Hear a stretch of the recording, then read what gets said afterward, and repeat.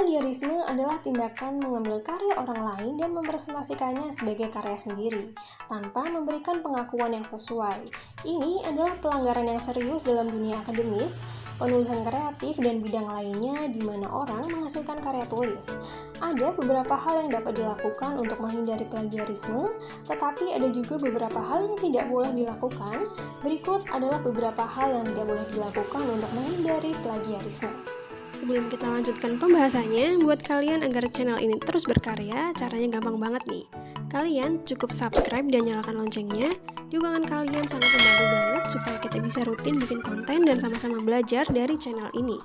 Yang pertama adalah mengganti beberapa kata dalam teks asli dan memasukkannya ke dalam karya kalian sendiri tetap dianggap sebagai plagiarisme. Ini tidak hanya mencakup mengganti kata-kata dan teks, tetapi juga mengganti urutan kalimat dan paragraf. Lalu selanjutnya adalah menyalin teks dari sumber yang sama secara berulang-ulang juga dianggap sebagai plagiarisme. Ini dapat terjadi ketika seseorang menyalin beberapa kalimat atau paragraf dari sumber yang sama ke dalam beberapa karya tulis mereka.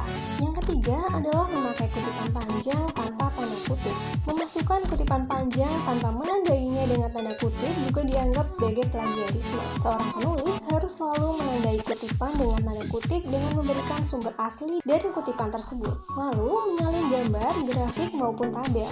Menyalin gambar, grafik ataupun tabel dari sumber lain tanpa memberikan atribusi yang tepat juga dapat dianggap sebagai plagiarisme. Orang penulis harus selalu memberikan kredit untuk semua gambar, grafik, dan juga tabel yang digunakan dalam karyanya.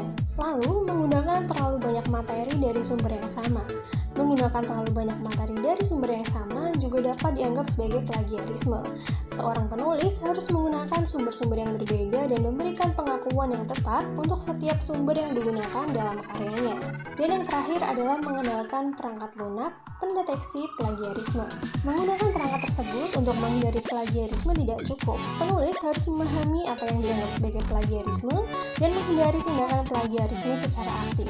Maka kesimpulannya adalah menghindari plagiarisme adalah suatu kewajiban bagi setiap penulis. Penulis harus selalu memberikan kredit yang tepat untuk setiap sumber yang digunakan dalam karyanya.